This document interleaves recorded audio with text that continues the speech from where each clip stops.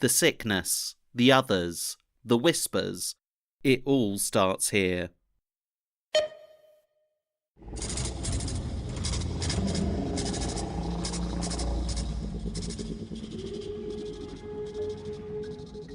Welcome to the Lost Explained episode guide, where we are exploring and explaining the TV show Lost, episode by episode, mystery by mystery. Right up front, you are in full spoiler territory on this channel, and this guide is intended for those who have watched the entire series and already know the secrets of the island.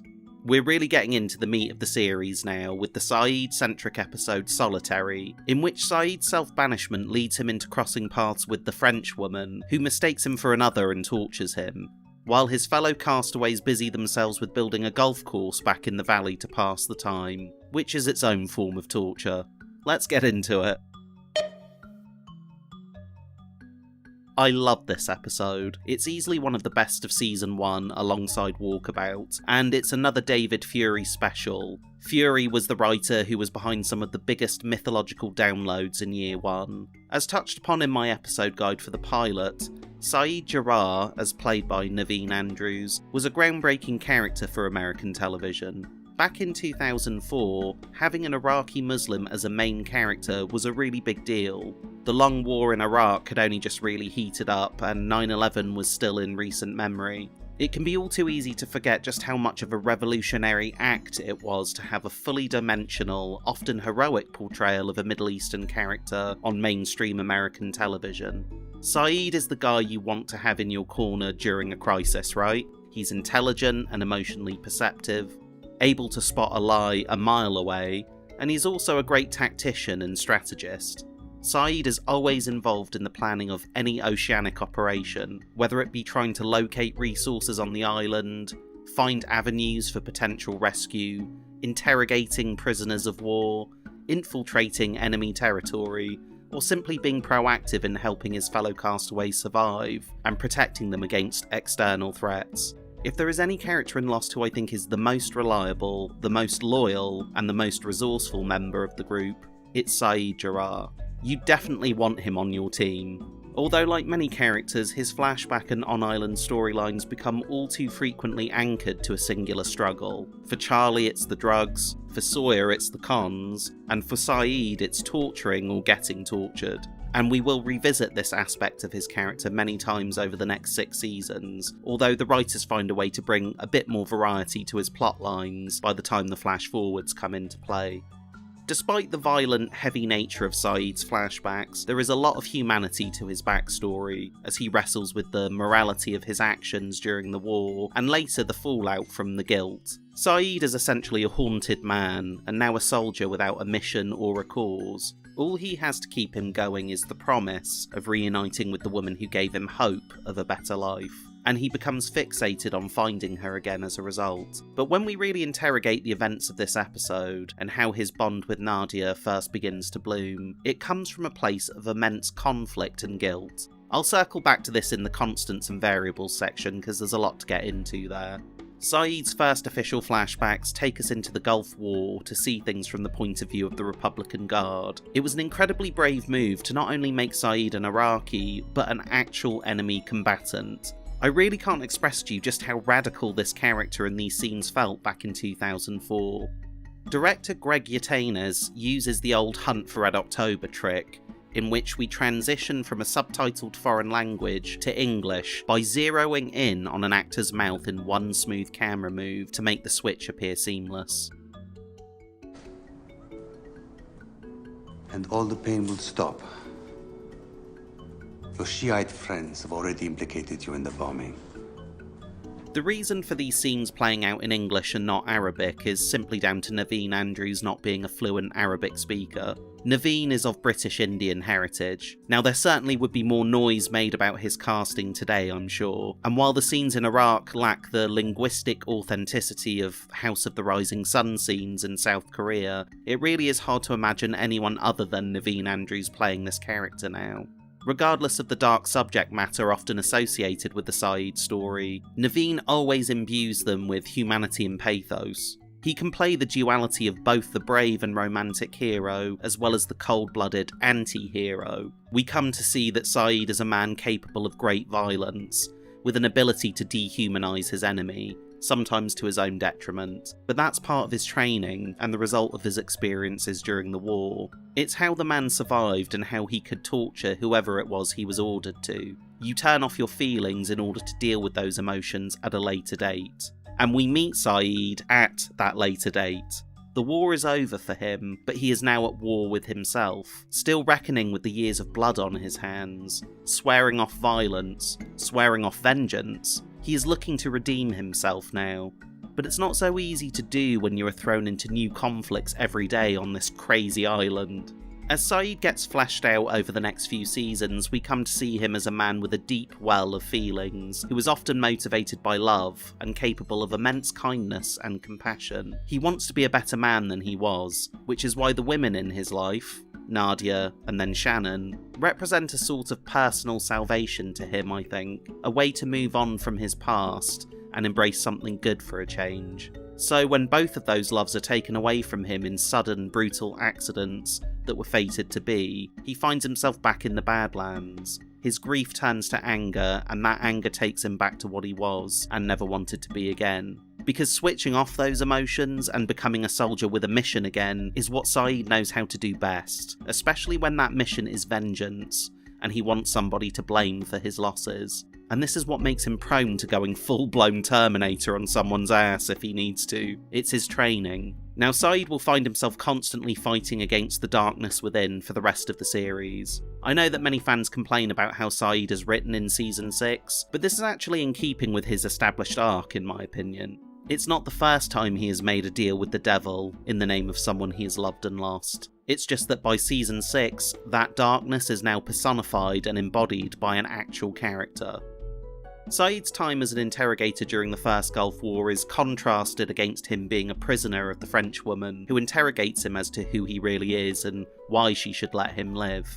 Sayid is forced to plead for his life and prove his humanity. The dramatic irony of this parallel storytelling might seem rather simplistic, in which the torturer becomes the tortured, but it is incredibly effective. We really get to know Sayid here, and I absolutely love the dynamic he shares with Mira Furlan's Danielle Rousseau, whose introduction is very memorable and whose performance is never anything less than compelling. Furlan just knocks it out of the park here, walking multiple fine lines. You see, she has to be threatening and volatile, but ultimately empathetic and magnanimous. She has to seem unhinged and borderline insane, years of loneliness having eaten away at her psyche, yet she also must be capable of reason, showing signs of intellect and emotional depth. It's a really tricky role as written, one that could have been played more like a campy Robinson Crusoe person gone mad, a bit like John C. Reilly in Kong Skull Island. But Furlan totally nails it. For someone to survive this many years alone, with no support or even hope, and with nothing but bad dreams and memories to keep her company, it requires incredible inner strength and determination.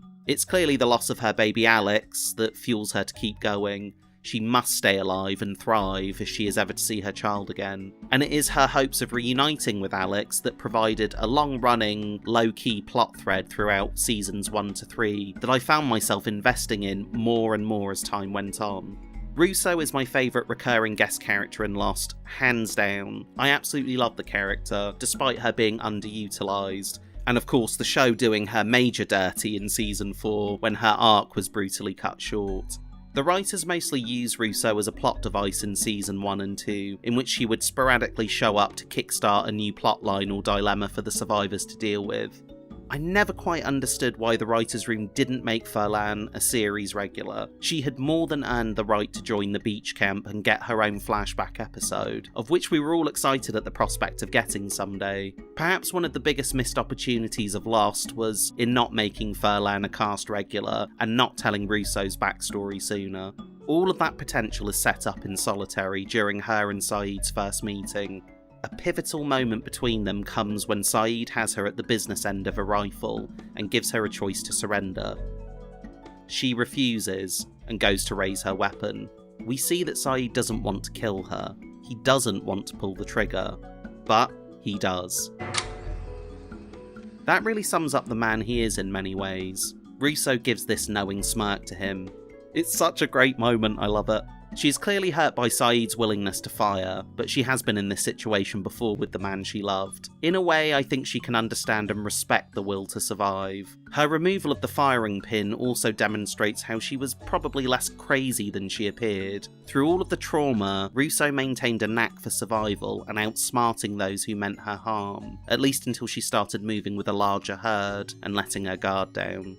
As a result of their meeting and this decisive moment between them, Russo and Sayid strike up a cautious, though sometimes contentious, friendship, which we will see get fleshed out further across the next 2 seasons. Sayid is the first real person that she's had contact with in over a decade, and he becomes her go-to guy. She comes to trust him as a result of their experiences together in solitary.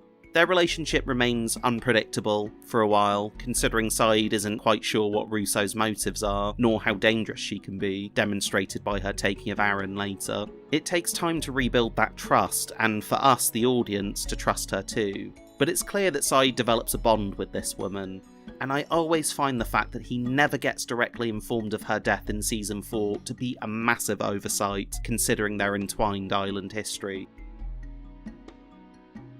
The B-plot on the island goes for a lighter touch, and it sees Hurley construct a golf course to help his fellow castaways find some distractions and joy in their days. He recognises, quite rightly, that simply surviving is not enough. You have to find purpose beyond monotonous island admin. This group needs something to look forward to, a way to let off steam and to get a reprieve from this existential anxiety that comes with crashing on an island without any hope of rescue. It's the first time we see leadership qualities emerging in Hugo, as he demonstrates initiative and shows that he wants the best for the group, a way to bring them together and help them through a difficult, dark time. He is literally planting his flag in the ground to say, "This is home now." It is these hangout storylines from Season 1 that really help cement people's love for the characters. Nothing dramatic is really happening here. We're just spending time with these people and watching them bond, and it is pretty endearing. The only part of it that irks me a little bit is this exchange between Kate and Sawyer. If you want to come, you should just say. Think I'll pass on that, Freckles. Not big on crowds. And let's face it, crowd's not too hot on me either. One outcast to another? I think about making more of an effort. I know she is essentially trying to connect with Sawyer and let him know that he isn't alone and that they share commonalities, that their relationship has grown and softened since the last episode. But the line is totally disingenuous on her part because she isn't an outsider. She is very much an insider, like one of the highest ranking members of the inner circle of the survivors. She goes on missions, she is trusted with secrets, she makes decisions, and people look to her. That's totally the opposite of an outsider, Kate. I know you might feel like one still, but that doesn't mean you are one. But I guess her comment does the trick because it helps Sawyer make his first steps to integrating into the group. And what's more is that the group shows signs that they are willing to accept him. It's really lovely. But all of this is ultimately thanks to Hurley, the only character who can bring everyone together. It's almost as if he's destined for greater things. There is also an appearance from William Mapother here as Ethan Rom, an apparent background survivor whom the writers are cleverly introducing an episode early, before blowing the roof off the house with the reveal of his true identity in the next episode. They try to disguise his presence by adding in another speaking role for a background survivor, a hypochondriac called Sullivan, who sadly never makes another appearance. It would have been good to see him pop up a few more times throughout the series, just to create that connective tissue back to Season 1. I suppose his only real purpose in this episode is to help diffuse any potential audience suspicion over Ethan's introduction, but we shall get into all of the Ethan stuff in the next episode. Solitary ends with Sayid limping through the jungle to get back to the people that he left behind several days prior. He is gradually brought to a standstill in what ranks for me as one of the more hair-raising and eerie moments from the series. The sound design is really quite excellent here, as you can just about make out muttering voices carrying on the wind. It's subtle enough that it could just be a trick of the ears, but at the same time there's definitely traces of a whisper in there. It still sends a bit of a chill down my spine whenever I watch it back. This is the first really great cliffhanger moment since the pilot set the standard with Charlie's Guys, where are we? Solitary is not just an absorbing character-centric episode that provides an electrifyingly good two-hander between Sayid and Rousseau, and a compelling flashback story, it also doubles as a great setup episode for other things to come. This might be the most mystery-heavy episode of the season in terms of what it introduces to the canon. The episode raises some minor mysteries such as what happened to Nadia, which we will later find out the answer to, that she's alive and well in California. We also leave the episode wondering about Rousseau's child Alex and what became of her, although at this point we assumed Alex to be a boy. Classic Lost move to subvert basic assumptions like that. Anyway, Alex is also alive and well on the other side of the island, under the care of the leader of the others, a man whom she calls Dad, and who we will come to call Benjamin Linus. But the real questions this episode kicks up are all mythology based. Where does the cable go? In Season 3 episode Greatest Hits, we discover that the cable connects to an underwater Dharma station called the Looking Glass. The cable's purpose is to connect the Looking Glass with Dharma's communications hub station, the Flame. Mikhail Bakunin claimed that there were several cables that ran from the Flame to the barracks and all the other Dharma stations on the island, in order to keep them networked. I noticed a series of thick wires as I walked around the station. This is the hub, but they go underground to various stations all over the island. This helps to explain how the station computers could communicate with one another via an intranet system. The cable was an early sign in Season 1 that there was going to be operational technology on the island, with some of it based underground. What I love about coming back to this episode, knowing about all the history and revelations involving Dharma to come, you realise that a lot of this was right there in front of us the whole time. What is the Black Rock? We were coming back from the Black Rock. In the Season 1 finale, Exodus Part 1, our Losties discover that the Black Rock is an 1800s slave ship. Now this ship will become a very important location for our characters as it provides them access to dynamite, which helps them to open an unopenable hatch, and also gives them an arsenal in their war against the others and against the Man in Black, even though it causes some unexpected kabooms along the way. The Black Rock will also be used as a place for Locke and Sawyer to serve out their cold dish of revenge to Anthony Cooper, and we will eventually learn that this boat is what brought the ageless Richard Alpert to its shores in 1867. Alpert goes on to become the first other directly recruited by the island's resident demigod, Jacob. Who are the others? Who were the carriers? The others. The only reason we call the others is because that is how Danielle Rousseau refers to them. They don't actually have a group designation or an official name. Richard was tasked with a mission to recruit people to come and live on the island, and to then act as an intermediary between this island society and Jacob. By all accounts, the goal was to create a harmonious group who would live there together in peace and fly the flag for Jacob's unwavering belief in mankind, to demonstrate the goodness and the redeemability of human nature to the Man in Black, who was humanity's biggest critic. So the others are Jacob's followers, basically. Once upon a time, some might have been castaways just like Richard, whom the island had drawn into its sphere of influence, and whom Richard chose to absorb into his community. But it seems most of them were handpicked and recruited from the everyday world by Richard and brought there directly. They must commit themselves to the island and be willing to leave their old lives behind, because this isn't simply a summer gig, it's for life. Over time, as their numbers grew, they became a community of true believers who no doubt experienced the magic, miracles and divinity of the island for themselves. So they live in perpetual devoted service to Jacob, and they act as the first line of defence in protecting the island from those who seek to plunder its power. Therefore, they are willing to kill and die for the island. One could reasonably compare them to being like a cult. It's this channel's belief that they weren't always hostile and aggressive with outsiders. Perhaps it was during the military invasion and occupation of their home during the 1950s when the others became more radicalised. Not everyone who ends up on their shores is worthy of joining their ranks, and sometimes the people arriving are downright dangerous. So they would need to take on a more aggressive stance towards outsiders going forward. And here's the catch of it all. While Jacob is who they ultimately follow, he wishes to remain at a distance from them. This whole human project is pointless if he has to tell them how to live from day to day. He has given them the basic tenets to live by, and he only steps in when he needs them to carry out very specific actions for the island. The rest is up to them. So in the absence of direct leadership, Richard seeks out someone to fill that role in the interim, someone who shows signs of being special, of being wanted by the island. And it is these leaders who manage the day-to-day operations of the others, imprinting their ethos and personalities onto the group, for better or worse. If the leader is kind, benevolent and fair, then the others will reflect that. If the leader is cruel, deceptive and violent, then the others will mirror those qualities too. As the series goes on, we see that there are different levels of knowledge amongst the others, which is always the case in cults. The leadership is privy to deeper secrets, such as island mythology and history, but even they are not informed of everything. The core secrets of the island are known only by Jacob.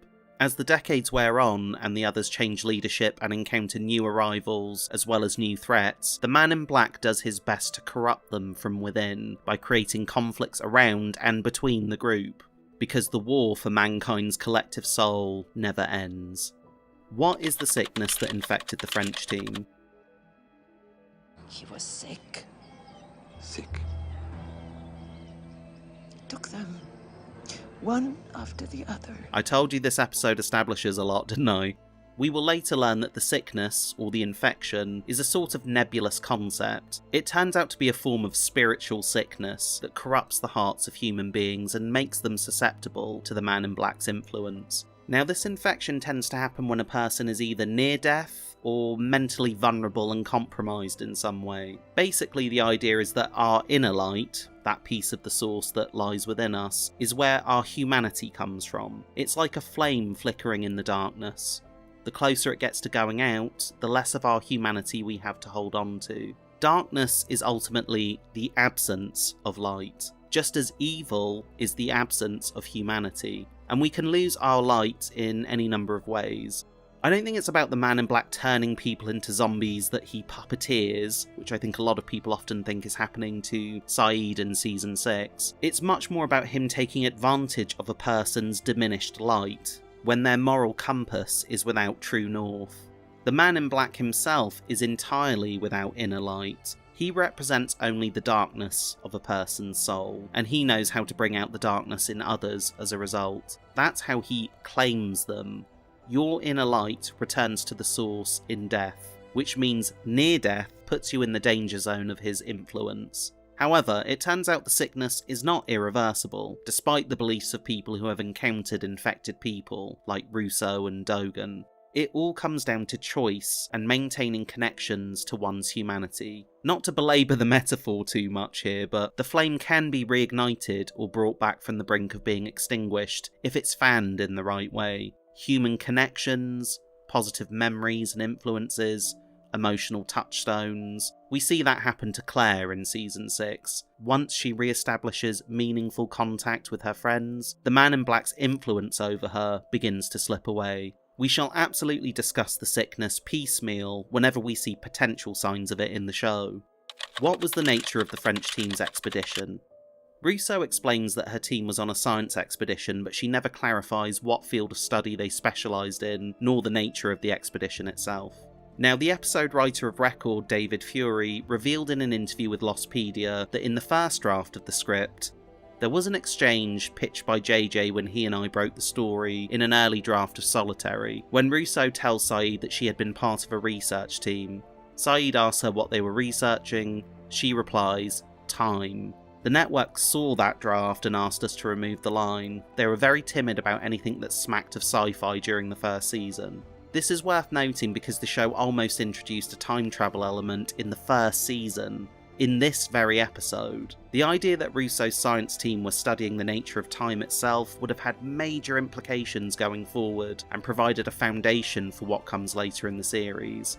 A lot of cynical critics of the show often try to accuse Lost of not planning ahead, yet this little tidbit indicates that the writers were trying to weave certain ideas into the fabric of the show from very early on. However, the network put the kibosh on this as it sounded too weird, and they were still worried about turning off mainstream viewers. It's a real shame because this line would have been great foreshadowing of the future, if you'll pardon the pun. But in retrospect, perhaps it would have been too much mythology crammed into an already lore-heavy episode. We certainly have enough concepts introduced already, so we don't need to know about the island's timey-wimey properties just yet. What Lost always handled so well was dealing with mythological aspects of the island as they relate to our main characters. At this point in the show, the others were about to become a relevant part of the oceanic survivors' conflict and their struggle to survive, whereas implications about the fabric of space-time were not exactly at the forefront of Season 1 concerns for our characters. Why does Russo claim that she has never seen the others before?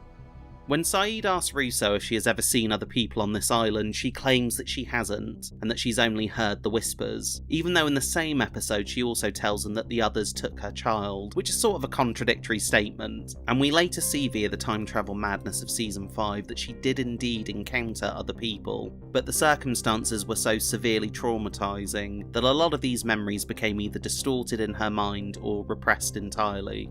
There are other alternative explanations as to Russo's wonky memory. It's possible that in those 16 years, Russo did venture further into the jungle to find her daughter, and maybe she did come across the others or one of the stations, and perhaps she was taken to room 23 for interrogation, and then had her memory wiped. It's plausible that Ben couldn't bring himself to kill her or have her killed due to his paternal love for her daughter. He would rather her remain on the fringes of the island. Anyway, this is a bit headcanon-y, but I do think the show and the epilogue in particular actually alludes to the idea that characters with memory problems might have paid a visit to Room 23 at some point. This would more directly account for Russo's memory discrepancies. I once read a really great description of Russo from an AV Club retrospective on the series, and it described her as an unreliable historian of the island, and I think that sums up the nature of her expository information really well. While the whispers are indeed introduced in this episode, I want to save my discussion of them until we are a little further along in Season 1. They next appear in Sawyer's episode Outlaws, and I think that will be the perfect place to unpack that mystery.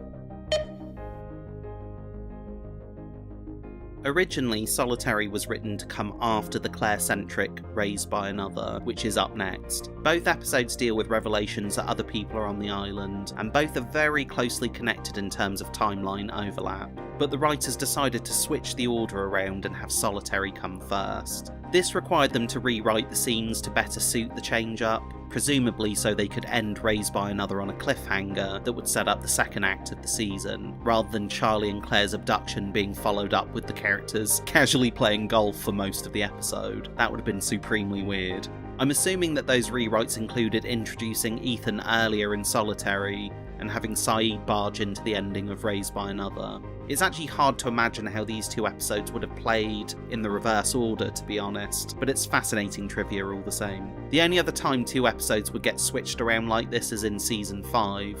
316, which depicts Jack's return to the island, was supposed to come after the life and death of Jeremy Bentham, which depicted Locke leaving the island. Again, it's hard to imagine those episodes the other way around. I think everything ended up in its right place.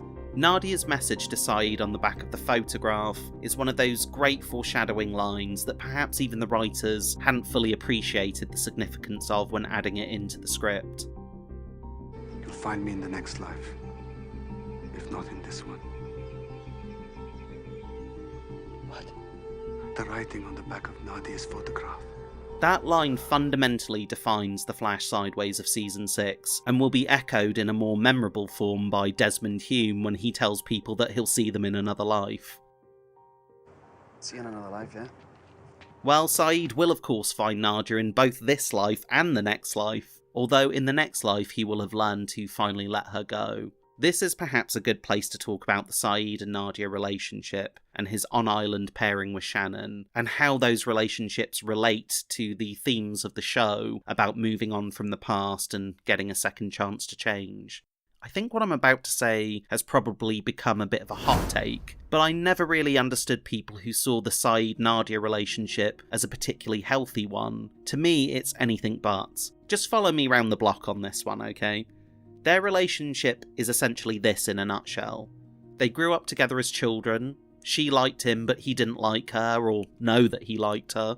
As adults, they meet again, only now as a torturer and a prisoner, it's implied that he oversees and administers her torture for months, and even if he is not directly doing harm to her and someone else is doing it by proxy, Sayid is still fully aware of her suffering and does nothing. In that time, they develop a strange codependency during these unhealthy, violent interactions, to the point where he eventually helps her to escape out of this crushing guilt, and she manages to get away, though not before he kills his commanding officer. Sayid isn't sure if she made it out of the country alive, but he seeks to find her again, to know for sure that she is okay, because he developed feelings for her while she was his captive. The way he behaves and what he does to try to find her borders on the obsessive. Off the island, when they find each other again, they enter into what by all accounts appears to be a happy relationship. They get married and forget all about the past, to live in America together and start a new life, but it simply wasn't meant to be. Their journey was always destined to end in tragedy. Remember, the island guides everyone in both small and large ways.